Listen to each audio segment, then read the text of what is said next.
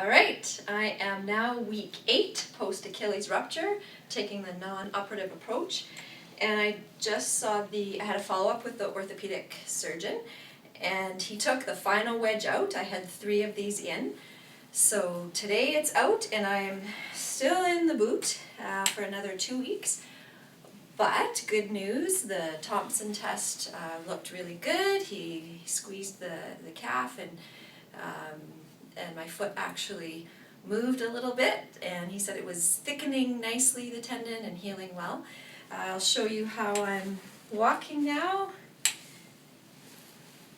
Pretty good here, not much of a limp. My pelvis is much more level now, so it's a little bit easier. Actually, I don't even really need the cane. And I'm in the physiotherapy clinic right now, so I'm just waiting on the physio. So it's kind of weird to be on this side of the treatment. Usually I am the physio, so I'm excited to see my physio, and hopefully he'll agree to have some of our session videotaped. I'd like to share that with you. So I've been basically doing, following a lot of the videos that I've already posted, but I've added some more prolonged one leg standing with the boot on, and I'm trying really hard not to put my foot down, and I can feel that foot work dynamically to try to maintain balance. So getting a little bit of proprioception. Yeah, so look at that. That's probably well over 5 seconds.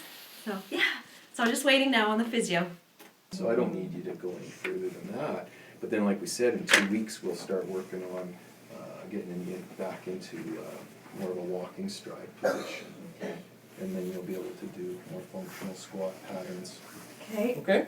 Sounds good. So I like that better than you. You're beyond just, okay, stand on 2 feet, 50-50. Yeah, like I can do that with no hands. Exactly. Look at me. Yeah. And then I can even put... So this is your other exercise, is you can take the load. So my other one here is... Right legs up, count Right to 5 legs up, seconds. 5 Hands are helping as much as you feel you want. Breathing. Breathing. Ooh, shaking my whole leg. Yeah, It feels there's good more though. than 5 there. Yeah. And back down. Okay. So in sitting, so my physio's writing down my exercises here. And, I'm going to put the bed down. Oh, yeah. And in sitting, we've got TheraBand resisted plantar flexion, starting at neutral.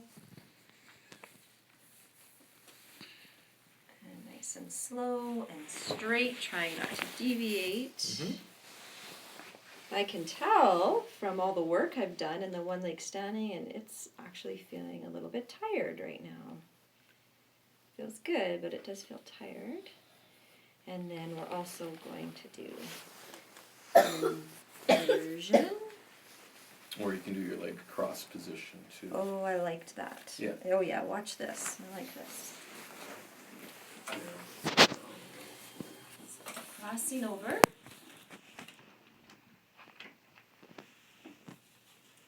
This is nice, getting some eccentric contraction of tib posterior.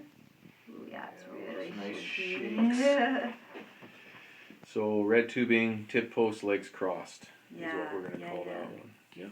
I like this one because it's just challenging enough.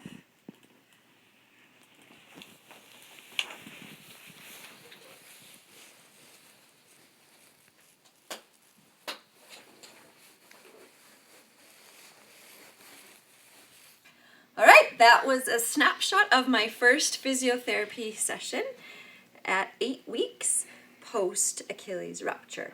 I really liked how Ted, my physiotherapist, went slow. He didn't rush anything, no passive stretching yet, no closed kinetic chain, activities past ankle neutral, like into dorsiflexion. Every protocol is different, but, he does not have me doing heel raises yet, maybe in 2 weeks. But you saw some of the things that he does have me doing, and I'm really pleased with just how how we're not rushing it. And, even the orthopedic surgeon said, this type of injury, an Achilles rupture, when you're treating it non-operatively, you have to allow those two ends to approximate. And like I said, the range of motion, the stretching, the strengthening, it'll come, especially, someone like me who is relatively healthy. I'm confident I can get that strength and that flexibility back when the time is right.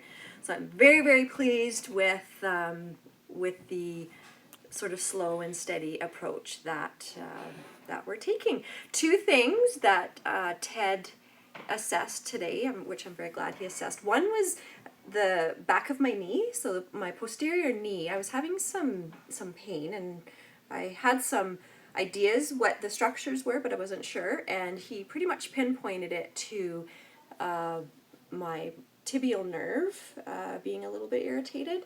And so we discussed, just some of the gait retraining and some of the things that I'm doing.